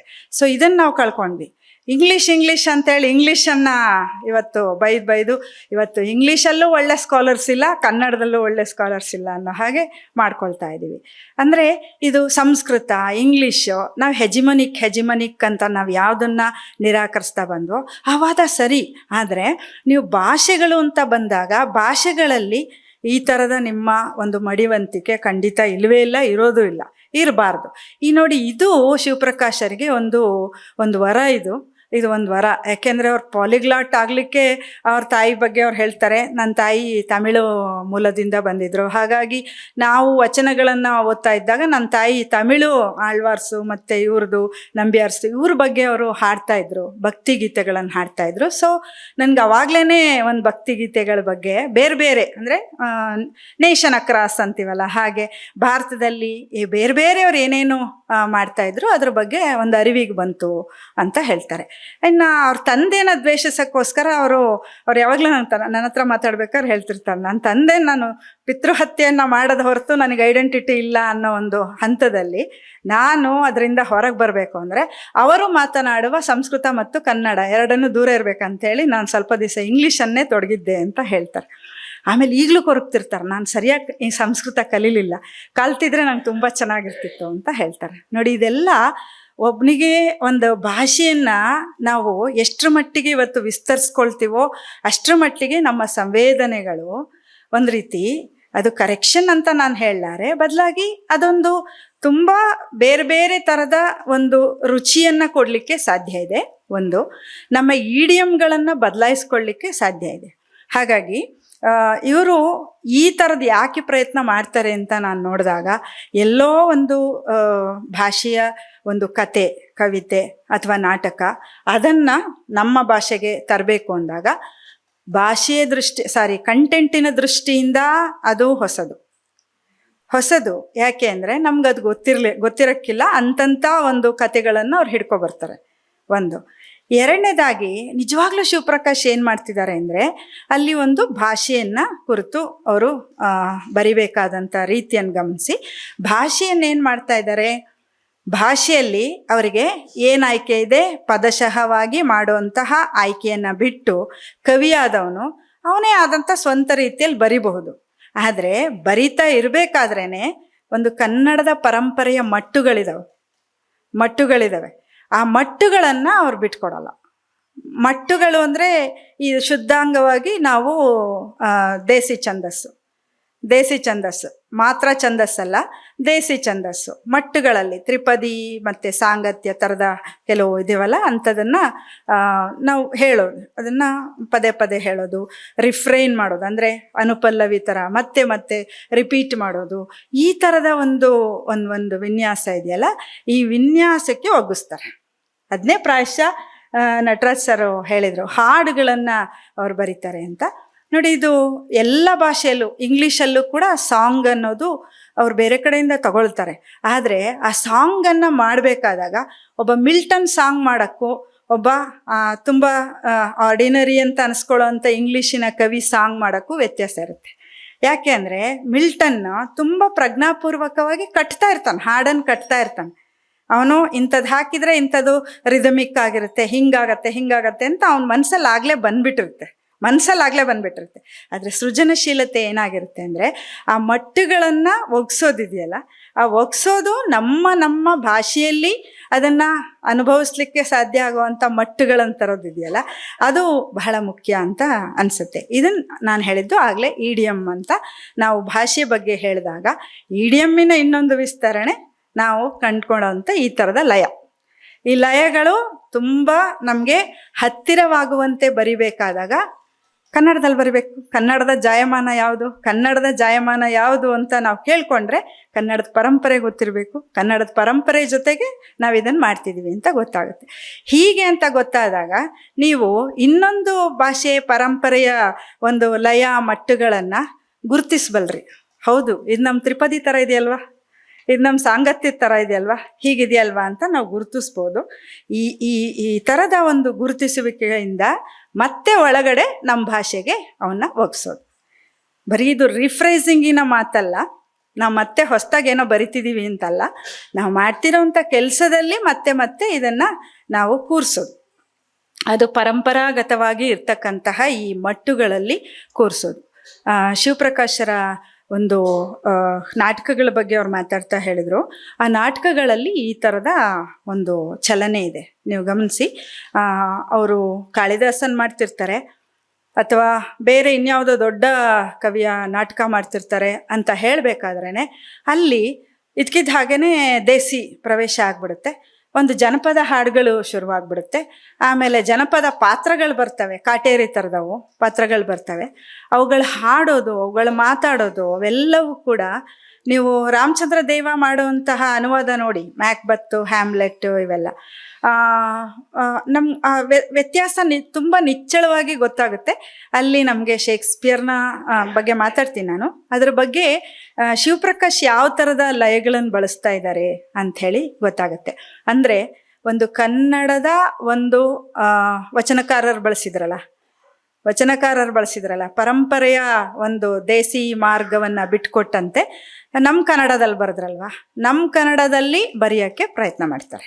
ಇದು ನಮ್ಮ ಕನ್ನಡ ಅಂದರೆ ನಾವು ಒಗ್ಗಿಸ್ಕೊಂಡಿರೋವಂಥ ಕನ್ನಡ, ಆ ಕನ್ನಡದಲ್ಲಿ ಬರೀಲಿಕ್ಕೆ ಇಷ್ಟಪಡ್ತಾರೆ. ಹಾಗಾಗಿ ದೊಡ್ಡ ದೊಡ್ಡ ವಿಶ್ವಾತ್ಮಕವಾದಂತಹ ತಾತ್ವಿಕ ಮತ್ತು ದಾರ್ಶನಿಕ ಕವಿಗಳು ಮತ್ತು ನಾಟಕಕಾರರು ಇವರನ್ನು ನಾವು ಶಿವಪ್ರಕಾಶ್ ನುಡಿಯಲ್ಲಿ ಕೇಳ್ತಾ ಇದ್ದೀವಿ ಅಂತ ಅಂದಾಗ ಅದಕ್ಕೆ ಒಂದು ಬೇರೆ ಅರ್ಥ ಬರುತ್ತೆ. ಅದೊಂಥರ ಎಲ್ಲೋ ಒಂದು ಇದು ನಮ್ಮದೇ ದೇಸಿ ಅನ್ನೋ ಹಾಗಾಗತ್ತೆ. ಈ ಒಂದು ದೇಸಿತನವನ್ನು ಕೊಡೋದಿದೆಯಲ್ಲ, ಇದು ಕನ್ನಡ ಪರಂಪರೆಯ ಸವಾಲು. ನಾನು ಆಗಲೇ ಹೇಳಿದಾಗೆ ಪಂಪ ಹೇಳ್ತಾನೆ, ಮಾರ್ಗದಲ್ಲಿ ಹೊಕ್ಕು ದೇಸಿಯಲ್ಲಿ ಬಂದು ನಿಲ್ಲಬೇಕು ಅಂತ ಹೇಳ್ತಾನೆ. ಪ್ರಾಯಶಃ ಈ ಪ್ಯಾಟ್ರನ್ ಅಂತ ನೋಡಿದ್ರೆ ಶಿವಪ್ರಕಾಶರದು ಅದೇ ಪ್ಯಾಟ್ರನ್ ಅಂತ ಅನಿಸುತ್ತೆ. ಅವರು ಮಾರ್ಗದ ಬೇರೆ ಬೇರೆ ರಚನೆಗಳನ್ನು ಮತ್ತು ಇದನ್ನು ಅನುಸಂಧಾನ ಮಾಡ್ತಾರೆ, ತಗೊಳ್ತಾರೆ, ಆಮೇಲೆ ಅವನ್ನ ದೇಸಿಗೆ ತಂದು ನಿಲ್ಲಿಸ್ತಾರೆ. ಅವು ದೇಸಿಲೇ ನಿಜ ಆಗಬೇಕಾಗಿರೋದು. ನಮ್ಮ ಅನುವಾದಗಳು ದೇಸಿಯಲ್ಲೇ ನಿಜವಾಗಬೇಕಾಗಿರೋದು. ಶೇಕ್ಸ್ಪಿಯರ್ ನಮ್ಮವನು ಅಂತ ಅನ್ನಿಸ್ಬೇಕಾದ್ರೆ ಈ ಥರ ಏನೋ ಒಂದು ನಮ್ದಾಗಬೇಕು ಅಂತ. ಯಾಕೆಂದರೆ ಅಲ್ಲೊಂದು ಮಾತು ಬರುತ್ತೆ, ಇವನ್ನ ಒಂದು ದಿವಸ ರಾಜ ಮಾಡೋಣ ಅಂತ ಹೇಳ್ತಾರೆ. ಇವನ್ನ ಒಂದು ದಿವಸ ರಾಜ ಮಾಡೋಣ ಅಂತ ಕಾಟೇರಿಗಳು ಮಾತಾಡ್ತಾರೆ. ಸೊ ಅಲ್ಲೇ ನಿಮಗೆ ಒಂದು ಶೇಕ್ಸ್ಪಿಯರ್ನ ಇಡೀ ಒಂದು ವಿಚಸ್ಸೇನು ಹುನ್ನಾರ ಮಾಡ್ತಾರಲ್ಲ, ಅವನಿಗೆ ಆಟಾಡಿಸ್ತಾರಲ್ಲ, ಆಟಾಡ್ಸೋದೆಲ್ಲ ಒಂದೇ ಲೈನಲ್ಲಿ ಬಂದು ಹೋಗ್ಬಿಡುತ್ತೆ. ಇವನನ್ನು ಒಂದು ದಿವಸ ರಾಜ ಮಾಡೋಣ ಅನ್ನೋದು ತುಂಬ ಒಂದು ಅಂದರೆ ಟೆಂಪೊರಲ್ಲಾಗಿ ಅದನ್ನು ನಾವು ಒಂದು ಸಿಂಹಾಸನವನ್ನು ಕಳ್ಕೊಳ್ಳೋ ಅಂಥ ಒಂದು ಸಂಗತಿಯಾಗಿ ಅದು ಕಾಣಿಸುತ್ತೆ ಅಂಥೇಳಿ. ಮತ್ತು ಇದರ ಜೊತೆಗೆ ಹೇಳಬೇಕಾದ ಮಾತು ಅಂದರೆ, ಒಂದು ಅವರು ಏನನ್ನು ಶೋಧಿಸ್ತಿರ್ತಾರೆ ಅಂತಂದರೆ ಇಡೀ ಒಂದು ಪರ್ಯಾಯ ಲೋಕಗಳನ್ನು ಕುರಿತು ಅವರು ಶೋಧಿಸ್ತಿರ್ತಾರೆ, ಅಥವಾ ಲೋಕಗಳನ್ನು ಅವ್ರು ಶೋಧಿಸ್ತಿರ್ತಾರೆ ಅಂತ ನಾನು ಹೇಳಬಲ್ಲೆ. ಯಾಕೆ ಈ ಮಾತು ಅಂತಂದರೆ, ಪರ್ಯಾಯ ಲೋಕಗಳು ಅಂದರೆ ಹೇಗೆ ಹೇಳ್ಬೋದು, ಈಗ ಒಬ್ಬಳು ಅಮೇರಿಕನ್ ಶಾರ್ಟ್ ಸ್ಟೋರಿ ರೈಟರು, ಅವಳ ಹೆಸರು ಮರ್ತ್ಬಿಟ್ಟಿದ್ದೀನಿ. ಅವಳು ಒಂದು ಮಾತನ್ನು ಹೇಳ್ತಾಳೆ, ನನಗೆ ರಾತ್ರಿ ಕನಸು ಬೀಳ್ತಾ ಇರುತ್ತೆ, ಆ ಕನಸಲ್ಲಿ ನಾನು ಹಗಲು ನೋಡಿದ ಐಲ್ಯಾಂಡ್ಗಳೆಲ್ಲ ಒಂದಾಗ್ತಿರ್ತವೆ ಅಂತ ಹೇಳ್ತಾಳೆ ಅವಳು. ಐಲ್ಯಾಂಡ್ಗಳಿಗೆಲ್ಲ ಕೆಳಗಡೆ ಎಲ್ಲೋ ಒಂದು ಸೇರಿರುವ ತಂತಿರುತ್ತೆ ಅಂತ ನೋಡ್ತಾ ಇರ್ತಾಳೆ. ಹಾಗೆ ಇಲ್ಲಿ ಇವರು ಪರ್ಯಾಯ ಲೋಕಗಳನ್ನು ಹುಡುಕೊಳ್ಳೋದು ಅಂತಂದರೆ ನಮ್ಮ ಸಮನಾಗಿ ಯೋಚಿಸಬಲ್ಲಂತಹ, ಈಗ ಉದಾಹರಣೆಗೆ ಸಬಾಲ್ಟ್ರನ್ ಸ್ಟೋರೀಸು ಅವ್ರ ಪ್ಯಾಷನ್ ಅದು ಯಾವಾಗಲೂ ಬರೀತಿರ್ತಾರೆ. ಈ ಥರ ಸಬಾಲ್ಟ್ರನ್ ಸ್ಟೋರೀಸು ಬೇರೆ ಬೇರೆ ಸಂಸ್ಕೃತಿಗಳಲ್ಲಿ ಎಲ್ಲಿದೆ ಅವನ್ನ ತಗೋಬೇಕು, ಅವನ್ನ ನೋಡಬೇಕು, ಅವನ್ನ ಶೋಧಿಸ್ಬೇಕು. ಸಾಧ್ಯ ಆದರೆ ಅದನ್ನು ನಮ್ಮ ಭಾಷೆಯಲ್ಲಿ ಅದನ್ನು ತರಲಿಕ್ಕೆ ಇದು ಮಾಡಬೇಕು. ಇದು ಒಂದು ಅವ್ರಿಗೆ ಒಂದು ವಿಸ್ತಾರವನ್ನು ಕೊಡುತ್ತೆ, ತುಂಬ ಹೊಸ ಕಂಟೆಂಟನ್ನು ಶೋಧಿಸ್ಕೊಳ್ಳಿಕ್ಕೆ, ಒಂದು ಹೊಸ ಭಾಷೆಯನ್ನು ಶೋಧಿಸ್ಕೊಳ್ಳಿಕ್ಕೆ ಅವಕಾಶ ಮಾಡಿಕೊಡುತ್ತೆ. ಹಾಗಾಗಿ ನಾವು ಕೇಳದ ಕತೆಗಳೆಲ್ಲ ಇರ್ತಾವಲ್ಲ, ಆ ಕತೆಗಳು ಇಲ್ಲಿ ಶಿವಪ್ರಕಾಶ್ ಅವರಲ್ಲಿ ಮತ್ತೆ ಮರುಜೀವವನ್ನು ಪಡ್ಕೋತವೆ ಮತ್ತು ಮರುಜೀವವನ್ನು ಅಂದರೆ ತುಂಬಿ ಮಾತಾಡ್ತವೆ ಅಂತ ನಾನು ಹೇಳಬಲ್ಲೆ. ಯಾಕೆಂದರೆ ಏನು ಕಸಾಂದ್ರ ಮತ್ತು ಇವ್ರ ಬಗ್ಗೆ ಎಲ್ಲ ಬರಿತಾ ಹೋಗ್ತಾರಲ್ಲ, ಮ್ಯಾಕ್ಬತ್ನ ಇವ್ರು ಸರ್ ಹೇಳಿದರು, ಅವ್ರ ಕನ್ನಯ್ಯಲಾಲ್ ಅವರ ಹೆಂಡತಿಗೋಸ್ಕರ ಮ್ಯಾಕ್ಬತ್ತನ್ನು ಮತ್ತೊಂದು ಸರಿ ರೀರೈಟ್ ಮಾಡ್ತಾರೆ. ಅಂದರೆ ಒಂದು ಇದನ್ನು ರೂಪಾಂತರ ಮಾಡಿರ್ತಾರೆ, ಮಾರನಾಯಕನ ದೃಷ್ಟಾಂತ ಅಂತ ಹೇಳಿ ಮಾಡಿರ್ತಾರೆ. ಎರಡನೇದರಲ್ಲಿ ಮತ್ತೆ ಅವ್ರಿಗೋಸ್ಕರ, ಸಾವಿತ್ರಿ ಅವ್ರಿಗೋಸ್ಕರ, ರಂಗಪ್ರಯೋಗಕ್ಕೋಸ್ಕರ ಅವರು ಮ್ಯಾಕ್ಬತ್ತಿನ ನಟ್ಟಿರುಳಾಟ ಅಂತ ಇನ್ನೊಂದು ನಾಟಕವನ್ನೇ ಮಾಡ್ತಾರೆ. ಸೊ ಅದರಲ್ಲಿ ಪೂರ್ತಿಯಾಗಿ ಅವರು ಕಥೆಯನ್ನು ಬದಲಾಯಿಸಕ್ಕೆ ಹೋಗ್ತಾರೆ ಅಂತ ಕಾಣಿಸುತ್ತೆ, ಆದರೆ ಅರ್ಧಂಬರ್ಧ ಬದಲಾಯಿಸ್ತಾರೆ. ಅಲ್ಲಿ ಲೇಡಿ ಮ್ಯಾಕ್ಬತ್ ಆಗ್ತಾಳೆ, ಮ್ಯಾಕ್ಬತ್ ಲೇಡಿ ಮ್ಯಾಕ್ಬತ್ ಆಗ್ತಾನೆ. ಹೀಗೆ ಎಲ್ಲೋ ಒಂದು ಕಡೆಗೆ ಒಂದಿಷ್ಟು ಜರುಗಿಸಿದೆ, ಒಂಚೂರು ಬದಲಾವಣೆಗಳಿದೆ. ಆಮೇಲೆ ಅವಳಿಗೆ ಮಗು ಆಗುತ್ತೆ, ಆ ಮಗು ಸತ್ತು ಹುಟ್ಟುತ್ತೆ. ಆ ಸತ್ತು ಹುಟ್ಟಿದ ಮಗುವನ್ನು ಇಟ್ಕೊಂಡು ಗಂಡ ಹೆಂಡತಿ ಒಂದಿಷ್ಟು ಮಾತನ್ನು ಆಡ್ತಾರೆ. ಆ ಸತ್ತು ಹುಟ್ಟುವಂಥ ಮಗುವನ್ನು ಅಡ್ರೆಸ್ ಮಾಡುವಂಥ ಒಂದು ಇದು ಕೂಡ ಕಸಾಂದ್ರಳ ಒಂದು ಆರ್ತತೆ ಕೂಡ, ಅಥವಾ ಅವ್ರು ಬರೆಯುವಂಥ ಇನ್ನೊಂದು ನಾಟಕಗಳು ಏನಿದೆ ಅವೆಲ್ಲವೂ ಕೂಡ ಒಂದು ರೀತಿ ವಿಮೆನ್ ಓರಿಯೆಂಟೆಡ್ ಸ್ಟೋರೀಸ್ ಅಂತ ಹೇಳ್ಬೋದು. ಹಾಗಾಗಿ ಮಲ್ಲಮ್ಮನ್ ಹೋಟ್ಲ್ ಆಗಿರ್ಬೋದು, ಲೋರ್ಕಾ ಇರ್ಬೋದು, ಅಥವಾ ಪಿರಾಂಡೆಲೋ ಇರ್ಬೋದು, ಅವ್ರು ತರೋದೆಲ್ಲ ಸ್ವಲ್ಪ ಈ ಸಮಗಾರ ಭೀಮವ್ವನ ಥರದ ಒಂದು ಯಾವುದೋ ಒಂದು ಸತ್ವ, ಯಾವುದೋ ಒಂದು ಅನ್ಯಾಯ ಆಗ್ತಾ ಇರೋದನ್ನು ನಾವು ಹೆಂಗೆ ಇವ್ರನ್ನ ತಡಿಬಹುದು ಅನ್ನೋದನ್ನು, ಆ ಒಂದು ಎದೆಹಾಲಿನ ಪಸೆಯನ್ನು ಅವರ ಅನುವಾದಗಳು ಸಮೇತ ಹುಡುಕ್ತಾ ಇರ್ತವೆ ಪ್ರಾಯಶಃ ಅಂತ ಅಂದ್ಕೊಳ್ತೀನಿ. ಇನ್ನು ಕೊನೆ ಹಂತದಲ್ಲಿ ನಾನು ಹೇಳಬೇಕಂದ್ರೆ, ಅವರು ಬರೆದಿರ್ತಕ್ಕಂತಹ ಒಂದು ಅನುವಾದ ಮಾಡಿರ್ತಕ್ಕಂತಹ ಎರಡು ಮಹಾ ಇದು ಅಂತಂದರೆ ಕಾವ್ಯ ಮತ್ತು ನಾಟಕ ಎರಡರಲ್ಲೂ ಕೂಡ ಅವರು ಅನುವಾದಗಳನ್ನು ಮಾಡ್ತಾ ಬಂದಿದ್ದಾರೆ. ಮುಖ್ಯವಾಗಿ ಅವರು ಮಾಡೋವಂಥ ಕಾವ್ಯದ ಅನುವಾದಗಳಲ್ಲಿ ಇಂಗ್ಲೀಷ್ನಿಂದ ಮತ್ತು ಬೇರೆ ಬೇರೆ ಭಾಷೆಯಿಂದ ಅವರು ತರ್ತಾರೆ. ಇಂಗ್ಲೀಷ್ನಿಂದ ತರೋವಂತಹ ಒಂದು ಭಾಷೆಯ ಒಂದು ಪ್ರಯೋಗ ಇತ್ತಲ್ಲ, ಅದನ್ನು ಈಗಾಗಲೇ ಒಂದು ರೀತಿ BM ಶ್ರೀ ಅವರು ಮಾಡಿರ್ತಾರೆ, ಒಂದು ಹಂತಕ್ಕೆ ಮಾಡಿರ್ತಾರೆ. ಅಲ್ಲಿ ನೋಡಿ ಒಂದು ವಿಕ್ಟೋರಿಯನ್ನು ಮತ್ತು ರೊಮ್ಯಾಂಟಿಕ್ ಆಗಿರ್ತಕ್ಕಂತಹ ಕವಿಗಳನ್ನು ಅವರು ತೆಗೆದುಕೊಳ್ತಾರೆ. ಅಲ್ಲಿ ತೆಗೆದುಕೊಂಡು ಅವರು ಅನುವಾದಗಳನ್ನು ಮಾಡ್ತಾರೆ. ಮತ್ತು BM ಶ್ರೀ ಅವರ ತುಂಬ ಜನಪ್ರಿಯವಾದಂಥ ಒಂದು ಮಾತು, ಅವಳ ಉಡುಗೆ ಇವಳಿಗಿಟ್ಟು, ಇವಳ ತೊಡುಗೆ ಅವಳಿಗಿಟ್ಟು ನೋಡ ಬಯಸಿದೆ ಅಂತ ಅಲ್ಲಿ ಅವರು ಅನುವಾದಕ್ಕೆ ಮುಂಚೆ ಹೇಳ್ಕೊಳ್ತಾರೆ. ಇದು ಶಿವಪ್ರಕಾಶರಿಗೆ ಒಗ್ಗೋ ಮಾತಲ್ಲ ಅಂತ ನಾನು ಅಂದ್ಕೊಳ್ತೀನಿ. ಯಾಕಂದರೆ ಇಲ್ಲಿ ಬರೀ ಒಂದು ಏನು ಬಟ್ಟೆ ಬದಲಾಗ್ತಾ ಇಲ್ಲ, ಉಡುಗೆ ತೊಡುಗೆ ಬದಲಾಗ್ತಾ ಇಲ್ಲ, ಬದಲಾಗಿ ದೇಹ ಭಾಷೆಯೇ ಬದಲಾಗ್ತಾ ಇದೆ. ಹಾಗೆ ಇನ್ನೊಂದೇನೋ ಒಂದು ಕ್ರಾಸ್ ಕಲ್ಚರ್ ಆ್ಯಕ್ಟಿವಿಟಿ ಅನ್ನೋ ಹಾಗೆ ಅದು ಕಾಣಿಸುತ್ತೆ ಅಂಥೇಳಿ, ಅದರಿಂದ ಅದನ್ನು ಕನ್ನಡದಲ್ಲಿ ಅವರು ಬರೆದ್ರೂ ಕೂಡ ಕಾವ್ಯದ ಅನುವಾದಗಳೇನಿದೆ ಅದು ಜಾಗತಿಕವಾದ ಅನುಭವಗಳನ್ನು ಹೊಂದಿದಂತಹ ಕಾವ್ಯ. ಹಾಗಾಗಿ ಅವರು ಒಂದು ಪಕ್ಕದಲ್ಲಿ ಇಟ್ಕೊಂಡು ನೋಡಿ, ಅವರು ಅನುವಾದ ಮಾಡಿದಂತಹ ಕವಿತೆ, ಸ್ವಂತ ಬರೆದ ಕವಿತೆ, ಅವಕ್ಕೆ ಹೆಚ್ಚಿನ ವ್ಯತ್ಯಾಸ ಏನೂ ಇರಲ್ಲ. ಅದನ್ನು ಅವ್ರು ತುಂಬ ಚೆನ್ನಾಗಿ ರೀಕ್ರಿಯೇಟ್ ಮಾಡ್ತಾರೆ. ಅದನ್ನು ಕ್ರಿಯೇಷನ್ ಅನ್ನೋದು ಕಾವ್ಯದ, ನಾನಾಗಲೇ ಹೇಳಿದಾಗೆ ಒಂದು ಕಂಟೆಂಟ್ ಮತ್ತು ಸ್ಟ್ರಕ್ಚರ್ ಎರಡರಲ್ಲೂ ಕೂಡ ಅವರು ಕೆಲಸ ಮಾಡ್ತಾರೆ. ಮತ್ತು ನಾನಾಗಲೇ ಹೇಳಿದಾಗೆ ಶಿವಪ್ರಕಾಶರ ಕಾವ್ಯ ಅನ್ನೋವಂಥದ್ದು ಚರಿತ್ರೆ ಪುರಾಣಗಳಲ್ಲಿ ಜನಾಂಗದ ಒಂದು ಯುಗಧರ್ಮದ ಗತಿಯನ್ನು ಹಿಡಿಲಿಕ್ಕೆ ಯಾವಾಗಲೂ ಅದು ಉತ್ಸುಕವಾಗಿರುತ್ತೆ.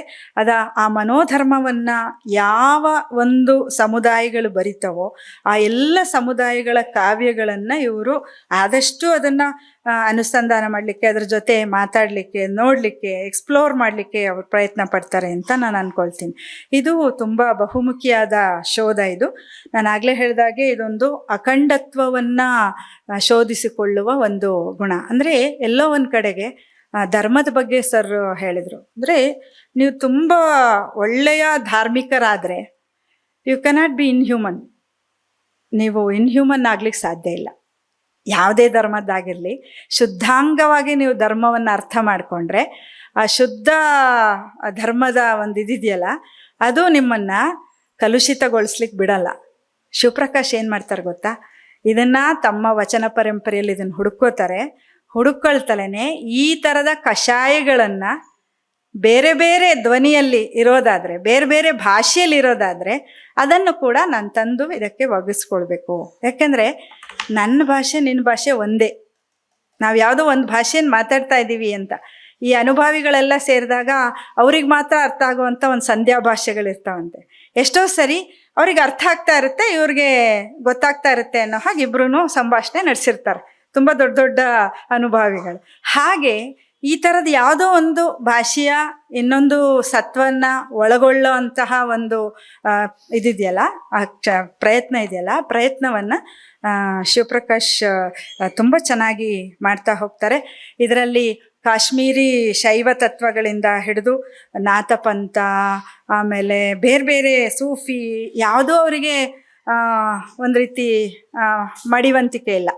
ಅದು ಎಲ್ಲದರಲ್ಲೂ ಹೊಕ್ಕು ಹೊರಳಾಡಿ ತರುವುದು ಒಂದೇ ಒಂದು ಒಳ್ಳೆಯ ಬೀಜ. ಅದು ಒಂದು ಸತ್ವದ ಬೀಜ, ಧಾರ್ಮಿಕತೆಯ ಒಳಗಣ್ಣಿನ ಒಂದು ಸತ್ವದ ಬೀಜ. ಆ ಬೀಜವನ್ನು ನಮ್ಮ ಪರಂಪರೆಗೆ ಬೇಕು, ನನಗೆ ಬೇಕು ಅಂದಾಗ ನನ್ನ ಸಮುದಾಯಕ್ಕೆ ಬೇಕು, ನನ್ನ ಕನ್ನಡಕ್ಕೆ ಬೇಕು, ಅದನ್ನು ಅವರು ಮಾಡ್ತಾರೆ. ಹಾಗಾಗಿ ಅನುವಾದಗಳಲ್ಲಿ ಅವ್ರಿಗೆ ಯಾವುದೇ ಥರದ ಒಂದು ಲಿಮಿಟೇಷನ್ಸ್ ಅಂತ ನಾವು ಹೇಳೋದಕ್ಕಿಂತ ಅದನ್ನು ವಿಸ್ತಾರ ಮಾಡ್ಕೊಳ್ಳೋದಿದೆಯಲ್ಲ ಅದನ್ನು ತುಂಬ ಚೆನ್ನಾಗಿ ಅವ್ರು ಹೇಳ್ತಾರೆ ಅಂತ.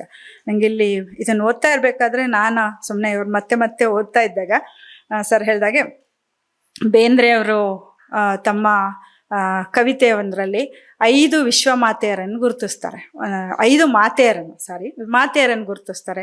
ವಿಶ್ವಮಾತೆಯಿಂದ ಹಿಡಿದು ಅಂಬಿಕಾ ತನಯದತ್ತ ಆಗೋ ತನಕ ಅವ್ರು ಗುರುತಿಸ್ತಾರೆ. ಹಾಗೆ ಬಹುಶಃ ಶಿವಪ್ರಕಾಶ್ ಈ ಎಲ್ಲ ತಾಯಂದ್ರನ್ನ ಸದಾ ಪಕ್ಕದಲ್ಲಿ ಇಟ್ಕೊಂಡಿರ್ತಾರೆ. ಮತ್ತು ತಾಯಿ ಅಂದರೆ ಅವ್ರಿಗೆ ತುಂಬ ಪ್ರೀತಿ, ನಿಜವಾಗ್ಲೂ ಪ್ರೀತಿ. ಹಾಗಾಗಿ ಈ ತಾಯಿತನದ ಈ ಗುಣಗಳನ್ನು ಸದಾ ಅವರು ಒಳಗೊಳ್ಳೋಕ್ಕೆ ಇಷ್ಟಪಡ್ತಿರ್ತಾರೆ. ಅವರು ನಾನು ಒಂದು ಕಡೆ ಬರ್ಕೊಂಡಿದ್ದಾರೆ, ನಾನು ಮುದ್ದು ವೀರಮ್ಮನ ಮಗ ಅಂತ ಹೇಳ್ಕೊಳಕ್ಕೆ ಇಷ್ಟಪಡ್ತೀನಿ, ನನ್ನ ತಂದೆ ಮಗ ಅಂತ ಹೇಳ್ಕೊಡೋದಕ್ಕಿಂತ ಅಂತ ಹೇಳ್ತಾರೆ. ಹಾಗೆ ಅಂಬಿಕಾ ತನಯದತ್ತ ಆಗ್ತಾರಲ್ಲ ಬೇಂದ್ರೆ, ಹಾಗೆ ಬಹುಶಃ ಶಿವಪ್ರಕಾಶ್ ಎಲ್ಲ ತಾಯಂದಿರ ಎದೆ ಹಾಲು ನನಗೆ ಬರಲಿ ಅಂತ ಹೇಳೋವಂಥ ಒಂದು ಪ್ರಾರ್ಥನೆ ಇದೆ ಅವ್ರ ಕವಿತೆಗಳಲ್ಲಿ ಮತ್ತು ಅವರ ಇದರಲ್ಲಿ.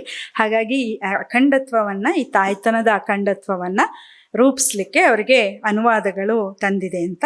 ಇನ್ನು ಅವರ ನಾಟಕ ಅನುವಾದಕ್ಕೆ ಬಂದರೆ ನನ್ನ ಕೊನೆಯ ಮಾತುಗಳು ನಿಲ್ಲಿಸ್ತೇನೆ ಇಲ್ಲಿಗೆ. ಅಲ್ಲಿ ಅವರು ಹೆಚ್ಚಾಗಿ ಅನುವಾದ ಮಾಡೋದು ಶೇಕ್ಸ್ಪಿಯರ್ನ. ಇದು ಶೇಕ್ಸ್ಪಿಯರ್ನ ಒಂದು ಬಗ್ಗೆ ಹೇಳಬೇಕಂದ್ರೆ, ನಾವು ಶೇಕ್ಸ್ಪಿಯರ್ನನ್ನು ಎಲ್ಲ ಕನ್ನಡದ ಮನಸ್ಸುಗಳು ಕೂಡ ಯಾರೆಲ್ಲ ಥಿಯೇಟ್ರಲ್ಲಿ ಕೆಲಸ ಮಾಡ್ತಾರೋ ಅವರಿಂದ ಹಿಡಿದು ಬೇರೆಯವರ ತನಕನೂ ಇದನ್ನು ಹೇಗಾದರೂ ಮಾಡಿ ಕನ್ನಡದಲ್ಲಿ ಒಮ್ಮೆ ಓದಬೇಕು ಅಂತ ಒಂದು ಆಸೆಯನ್ನು ಹುಟ್ಟಿಸೋ ಹಾಗೆ ಇದ್ದಾವೆ. ಯಾಕೆ ಅಂದರೆ ಶೇಕ್ಸ್ಪಿಯರ್ನಷ್ಟು ಯೂನಿವರ್ಸಲ್ ಥೀಮ್ಸ್ ಕೊಟ್ಟಿರೋರು ಯಾರೂ ಇಲ್ಲ. ಯೂನಿವರ್ಸಲ್ ಥೀಮ್ಸ್ ಎಲ್ಲಿರುತ್ತೋ ಅಲ್ಲಿ ಟ್ರಾನ್ಸ್ಲೇಷನ್ ಗೆಲ್ಲುತ್ತೆ. ಟ್ರಾನ್ಸ್ಲೇಷನ್ಗೆ ಅವಕಾಶ ಇದೆ. ಯಾಕೆ ಅಂದರೆ ಅವನು ಹೇಳಿದ್ದೆಂಥದ್ದು, ಮದುವೆ, ಹಾದರ, ಪ್ರೇಮ, ಪ್ರೀತಿ, ಗಂಡ ಹೆಂಡತಿ ಜಗಳ, ಆಮೇಲೆ ಯುದ್ಧಗಳು, ಪ್ರಭುತ್ವದ ತಿಕ್ಕಲ್ತನ, ಇವನ್ನೆಲ್ಲ ಹೇಳ್ದವ ಅಲ್ವಾ. ಹೇಳಿದ್ರಿಂದ ಅಲ್ಲೇನಾಯ್ತಂದರೆ ಅದೆಲ್ಲರಿಗೂ ಒಗ್ಗಿಸ್ಕೊಳ್ಳೋ ಅಂಥ ವಿಷಯ. ನೀವು ಹೆಸರು ತೆಗೆದು ಬದಲಾಯಿಸಿ ಸಮಸ್ಯೆ ಏನೂ ಇಲ್ಲ.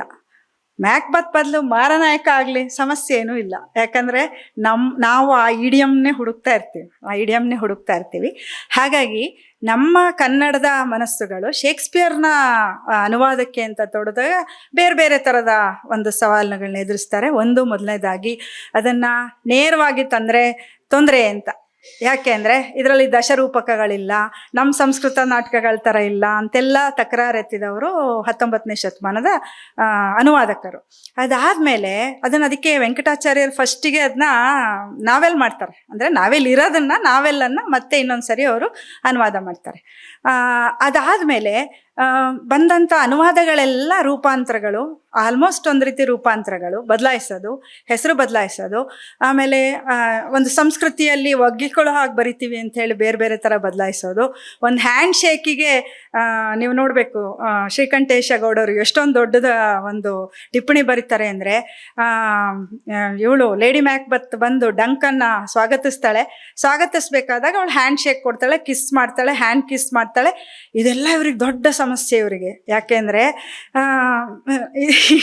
ನಮ್ಮನ್ನು ಪರನಾರಿಯರನ್ನು ಮುಟ್ಟುವ ಸಂಸ್ಕೃತಿ ಇದೆಯೇ, ಅವ್ರು ಹೊರಗೆ ಬರಂಗಿಲ್ಲ, ಇದೆಲ್ಲ ಇವರು ಯೋಚನೆ ಮಾಡಿ ಬರೆದು ಎಲ್ಲ ಮಾಡಿ ಆಮೇಲೆ ಅವಳನ್ನ ಇಲ್ಲ ನಾವು ಈ ಥರ ಬೇಡ ಈ ಥರ ಮಾಡೋಣ ಅಂತ ಹೇಳಿ ಯಾವುದೋ ಒಂದು ಸಮಸ್ಯೆಯನ್ನು ಬಗೆಹರಿಸೋವಂಥ ಒಂದು ಸೂಚನೆಯನ್ನು ಕೂಡ ಕೊಡ್ತಾರೆ. ಹಾಗೆ ಮಾಡ್ತಾರೆ.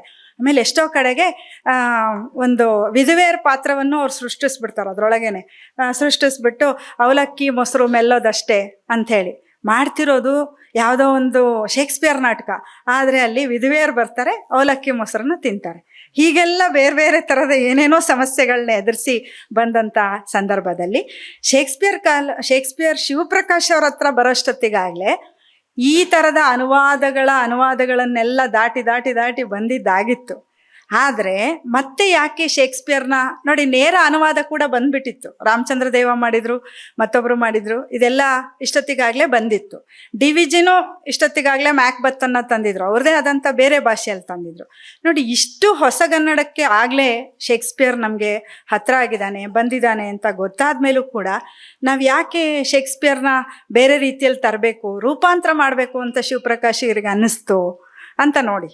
ಅದನ್ನೇ ನಾನು ಹೇಳಿದ್ದು. ಅಂದರೆ ಅವರು ಸ್ವಂತ ನಾಟಕ ಬರಿತಿದ್ದೀನಿ ಅಂತ ಅವ್ರಿಗೆ ಅನಿಸೋ ಭಾವನೆಯಲ್ಲಿ ಶೇಕ್ಸ್ಪಿಯರ್ನ ಒಳಗೊಳ್ತಾರೆ. ಪ್ರತಾಪರುದ್ರ ದೇವ ಅಂತ ಹೇಳಿ ಶ್ರೀಕಂಠೇಶ ಗೌಡರು ಕನ್ನಡದಲ್ಲಿ ಒಂದು ನಾಟಕ ಬರೀತಾರೆ. ಅಂದರೆ ಅನುವಾದ ಮಾಡಿ ಮ್ಯಾಕ್ಬತ್ತನ್ನು ಪ್ರತಾಪರುದ್ರ ದೇವ ಅಂತ ಹೆಸರಿಟ್ಟು ಅದರಲ್ಲಿರೋವಂಥ ಹೂರಣವನ್ನೆಲ್ಲ ಒಂದಿಷ್ಟು ಉಳಿಸ್ಕೊಂಡು ಒಂದಿಷ್ಟು ಬೇರೆ ಬೇರೆ ಮಾಡಿ ಬಳಸ್ತಾರೆ. ಆದರೆ ಇಲ್ಲಿ ಶೇಕ್ಸ್ಪಿಯರ್ನ ಮ್ಯಾಕ್ಬತ್ತನ್ನು ಶಿವಪ್ರಕಾಶ್ ಎರಡು ರೀತಿಯಲ್ಲಿ ಮತ್ತೆ ಕಟ್ಕೊಡ್ತಾರೆ. ಒಂದು ಮಾರನಾಯಕನ ದೃಷ್ಟಾಂತವನ್ನು ಒಂದು ರೀತಿ ನೀವು ರಕ್ತಾಕ್ಷಿ ಥರದಲ್ಲಿ ಹೋಲಿಸಿ ಓದ್ಬೋದು. ಯಾಕಂದರೆ ಅಷ್ಟರ ಮಟ್ಟಿಗೆ ಅದೊಂಥರ ರೂಪಾಂತರದ ಒಂದು ಬೇರೆ ಥರದ ಸೃಷ್ಟಿಯನ್ನು ಹಾಗೆ ಅವ್ರು ಬರೀತಾರೆ. ಅದರಲ್ಲಿ ಕಾಟೇರಿಗಳು ಅಂತ ಬರ್ತವೆ. ಮ್ಯಾಕ್ಬತ್ತಿನ ವಿಚಸ್ಗೆ ಬದಲಾಗಿ ಕಾಟೇರಿಗಳು ಬರ್ತಾರೆ. ಕಾಟೇರಿಗಳು ಏನು ಮಾಡ್ತಾರೆ, ಮತ್ತು ಅವನನ್ನು ರಾಜ ಪ್ರಭುತ್ವವನ್ನು ಇಟ್ಕೊಂಡು ಏನು ಮಾಡ್ತಾರೆ, ಅದರಲ್ಲಿ ಕೊನೆಗೆ ಯಾರು ಸಾಯ್ತಾರೆ ಆ ಸಾಯೋ ಅಂಥ ಒಂದು ಟೆಂಪರಾಲಿಟಿಯನ್ನು ಕಾಣಿಸಿ ಅವನು ಜೈನ ಮುನಿ ಆಗ್ತಾನೆ. ಎಲ್ಲಿಂದ ಎಲ್ಲಿಗೆ ನೋಡಿ, ಯಾವ ಶೇಕ್ಸ್ಪಿಯರು, ಯಾವ ಜೈನ ಮುನಿ, ಇದು ಈ ಕ್ರಾಸ್ ಕಲ್ಚರಲ್ ಇದೆಯಲ್ಲ, ಇದು ಬಹುಶಃ ಶೇಕ್ಸ್ಪಿಯರ್ನ ಮರುಕಟ್ಟಲಿಕ್ಕೆ ಮಾಡ್ಕೊಳ್ಳೋವಂಥ ಒಂದು ಸಂಗತಿ. ಮತ್ತು ನಾವು ಮಾಡ್ಕೊಳ್ಳೇಬೇಕಾದಂಥ ಒಂದು ಸವಾಲಿದೆ. ಯಾಕೆಂದರೆ ಎಲ್ಲರೂ ಮ್ಯಾಕ್ಬತ್ತನ್ನು ನಾವು ಪದಶಃ ಅರ್ಥ ಮಾಡ್ತಾ ಹೋದರೆ ಅದು ಇನ್ನೊಂದು ನಾಟಕ ಹಾಗೆ ಇನ್ನೊಂದು ಬರಹ ಆಗಿರ್ಬೋದು. ಆದರೆ ಅದಕ್ಕಿಂತ ಮೀರಿ ಇನ್ನೇನೋ ಬರಿಬೇಕು ಅಂತಂದಾಗ ನೀವು ಅದನ್ನು ಸೃಜನಶೀಲವಾಗಿ ಮರುಕಟ್ಟಬೇಕು. ಮತ್ತು ನಾನು ಆಗಲೇ ಅವ್ರ ಪಾಲಿಸಿ ಹೇಳಿದ್ದೀನಿ, ದೇಸಿಯಲ್ಲಿ ತಂದು ನಿಲ್ಲಿಸ್ಬೇಕು. ದೇಸಿಯಲ್ಲಿ ತಂದು ನಿಲ್ಲಿಸಿದ್ರೆ ಮಾತ್ರ ಅದು ಕನ್ನಡದ್ದು ಅಂತ ಅವ್ರ ಮನಸ್ಸಿಗೆ. ಹಾಗಾಗಿ ನೀವೆಲ್ಲ ಸುತ್ತಾಡ್ಕೊಂಡು ಬನ್ನಿ, ಆದರೆ ಮತ್ತೆ ನಾವು ಕನ್ನಡದವ್ರಾಗಬೇಕು ಅಂದಾಗ ಮಾರನಾಯಕ ಬರಬೇಕು, ಮ್ಯಾಕ್ಬತ್ ಬರಬಾರ್ದು. ಮ್ಯಾಕ್ಬತ್ ಅನ್ಬಾರ್ದು, ಬದಲಾಗಿ ಮಾರನಾಯಕನಿಗೆ ಜಯವಾಗಲಿ ಅಂತ ಬರಬೇಕು. ಆ ಥರದ ಒಂದು ಧ್ವನಿಯನ್ನು ಅದು ತಂದುಕೊಡ್ಬೇಕು. ಅದು ಆ ಒಂದು ಟೇಸ್ಟ್ ಇದೆಯಲ್ಲ, ಆ ಟೇಸ್ಟನ್ನು ಕ್ರಿಯೇಟ್ ಮಾಡೋದು ಕೂಡ ಅವರಿಗೆ ತುಂಬ ಮುಖ್ಯವಾದ ಕೆಲಸ ಅಂತ ನಾನು ಅಂದ್ಕೊಂಡಿದ್ದೀನಿ.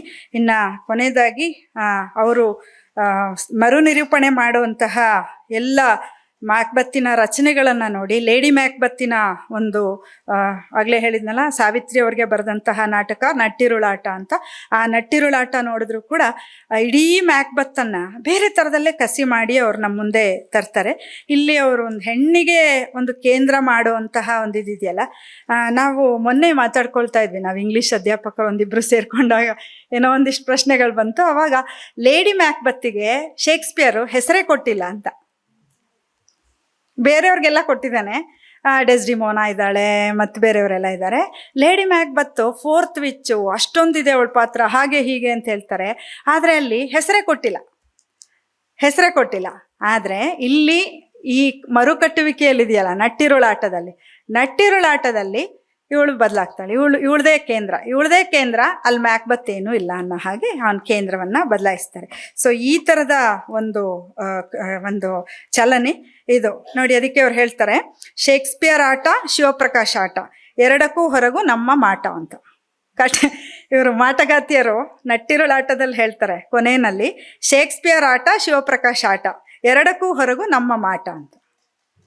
ಅವರಿಬ್ಬರು ಬರೀಲಿ, ಶೇಕ್ಸ್ಪಿಯರು ಬರೀಲಿ, ಶಿವಪ್ರಕಾಶ್ ಬರೀಲಿ, ಆದರೆ ಇವ್ರಿಗೆ ಮೀರಿದ್ದು ನಮ್ಮ ಆಟ ಅಂತ ಹೇಳಿ ಅವರು ಬರೀತಾರೆ.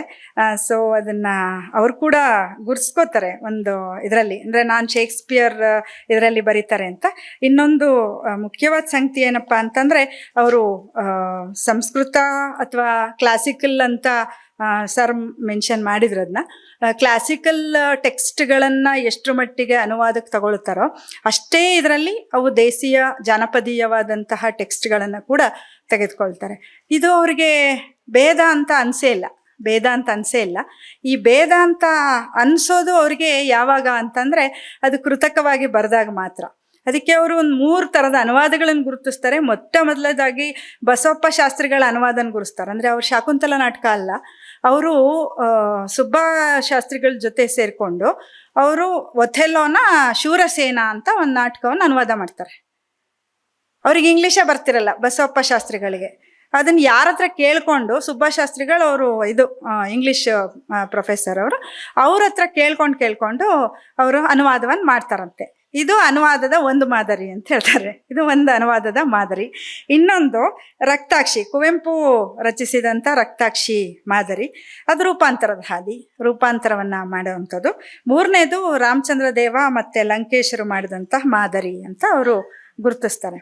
ಈ ಗುರುತಿಸೋದ್ರಲ್ಲೇ ತಾವು ಇದು 3ಕ್ಕೂ ಸೇರದವರು ಅನ್ನೋದನ್ನು ಹೇಳ್ತಾರೆ. ಅವರು ಕ್ಲಾಸಿಕಲ್ ಮತ್ತು ದೇಸಿ ಎರಡು. ಹಾಗಾಗಿ ನಾನು ಪಂಪನ ಮಾತನ್ನು ಮತ್ತೆ ನೆನೆಸ್ಕೋತೀನಿ. ಅವರೇ ಇಲ್ಲಿ ಒಂದು ಕಡೆ ಹೇಳ್ದ ಹಾಗೆ, ಕಾಳಿದಾಸನ ಮೂಲಕೃತಿಯ ಡಾಳಾದ ದ್ಯುತಿಯೊಳೊಂದು ಕಿರಣವ ಬಾಲಕನು ಶಿವಪ್ರಕಾಶನಿಲ್ಲಿ ಬಿಂಬಿಸಿದ ತಾಳಿಕೊಳ್ಳಿರಿ ತಪ್ಪು ನೆಪ್ಪನು ಅಂತ ಹೇಳ್ಕೊಂಡು ಮಾಳವಿಕ ಇದರಲ್ಲಿ ಬರೀತಾರೆ. ಸೊ ಅಂದರೆ ಒಂದು ಹಂತದಲ್ಲಿ ಒಂದು ಯಾವುದನ್ನು ಕ್ಲಾಸಿಕಲ್ ಡ್ರಾಮಾ ಅಂತ ಕರೆಸ್ಕೊಳ್ತಿತ್ತೋ ಅದರ ಒಂದು ಆಶಯ ಸತ್ವ ಫ್ರೇಮ್ವರ್ಕ್ಗಳೇ ಬೇರೆ, ದೇಸಿ ಮಂಟೆಸ್ವಾಮಿ ಥರದ ಇವೇನೇ ಬೇರೆ.